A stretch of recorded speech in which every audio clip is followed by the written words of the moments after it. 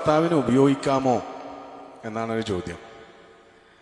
അത് ഉപയോഗിക്കാമോ എന്നിപ്പോൾ ചോദിക്കുന്നത് ഏത് ടോണിലാണെന്ന് മനസ്സിലാണില്ല.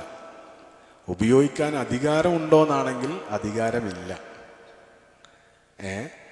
ഭാര്യ ഉപയോഗിക്കാൻ സമ്മതിച്ചോ അപ്പോൾ ഉപയോഗിക്കാമോ എന്ന സാധുവായ ചോദ്യമാണെങ്കിൽ ഉപയോഗിക്കാം. ഭാര്യയുടെ അനുമതി പ്രകാരം ഭർത്താവിന് വീട്ടുകാര്യങ്ങൾക്കോ അല്ലാതെയോ ഒക്കെ ഉപയോഗിക്കുന്നതിന് തടസ്സമൊന്നുമില്ല. എങ്ങനെ അല്ല, ഗതിയില്ലാത്ത സമയത്താണെങ്കിലും അനുവാദമില്ലാതെ എടുത്ത് ഉപയോഗിക്കാൻ അധികാരമില്ല. ഭാര്യയുടെ സമ്പത്ത് ഭാര്യയുടേത് തന്നെ. ഭാര്യ അനുവദിച്ചാൽ ഉറപ്പായിട്ടും പറ്റും.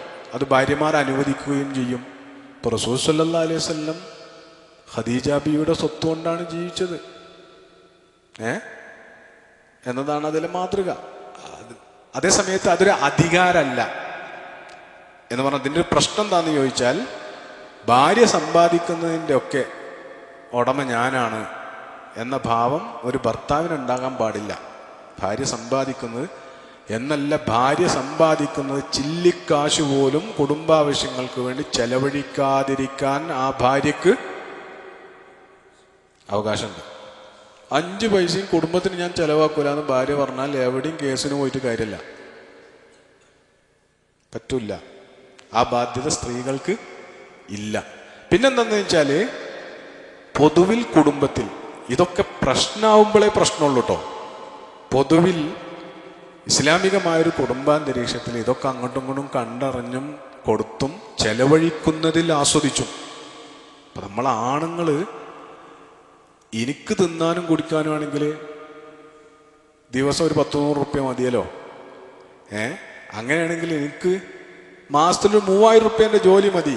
ഈ കണ്ണ് കണ്ടോലെ എന്ന് പറഞ്ഞാൽ പെരയിൽ ബാക്കിയുള്ളോലൊക്കെ ഇപ്പോൾ തീറ്റിപ്പോറ്റാൻ ഞാനിങ്ങനെ മെനക്കിടന്ന് എന്തിനാ എന്ന് പുരുഷന്മാരെ ആലോചിക്കാത്തത് എന്തുകൊണ്ടാണെന്ന് ചോദിച്ചാൽ, ആ ബാധ്യത നിർവഹിക്കുന്നതിൻ്റെ ഒരു ആനന്ദം കൊണ്ടാണ്. നല്ല നിലക്കാണെങ്കിൽ അത് പരസ്പരം അങ്ങോട്ടും ഇങ്ങോട്ടും സഹകരിച്ച് നല്ല നിലക്ക് പോകുന്ന കാര്യമാണ്.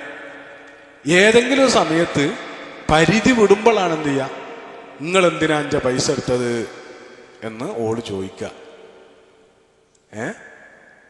അത് ചോദിക്കുന്നിടത്തേക്ക് കാര്യങ്ങൾ എത്തിക്കാതെ മാനേജ് ചെയ്യാൻ പറ്റണം. അതിനുള്ളൊരു കുടുംബാന്തരീക്ഷത്തിൽ പോകണം. ഒരു ഭാര്യയും എന്ത് ചെയ്യൂല, നല്ല ഒരു സാഹചര്യത്തിൽ അങ്ങനെ ചോദിക്കൂല, എടുക്കുമ്പോൾ തന്നെ അങ്ങനെ ചോദിക്കൂല. നമ്മൾ അങ്ങോട്ട് ചോദിക്കാത്തതുപോലെ പോക്കറ്റിൽ നിന്ന് ഇടക്കിടക്ക് കുടുംബശ്രീക്കോ അയൽക്കൂട്ടത്തിനും കൊടുക്കാൻ പൈസ പോണുണ്ട്, പക്ഷെ നമ്മൾ ചോദിക്കലില്ല. എന്തുകൊണ്ടാണെന്ന് ചോദിച്ചാൽ നമ്മളങ്ങനെ ഒരു കുടുംബമായിട്ടൊരു ഫീലിംഗ് ഉള്ളത് കൊണ്ടാണ്. അപ്പം അങ്ങനെ പോകുമ്പോൾ പരസ്പരം സഹകരിക്കുകയും ചെലവിൽ പരസ്പരം പങ്കാളിത്തം വഹിക്കുന്നതിനൊന്നും കുഴപ്പമില്ല.